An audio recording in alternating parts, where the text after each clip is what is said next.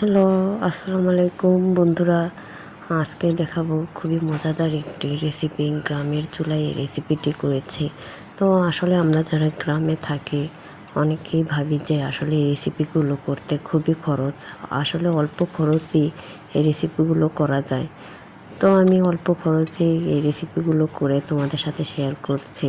অবশ্যই তোমরা বাড়িতে নিজেদের জন্য এবং বাচ্চাদের জন্য এই রেসিপিটি তৈরি করতে পারবে এবং অবশ্যই ট্রাই করে দেখবে।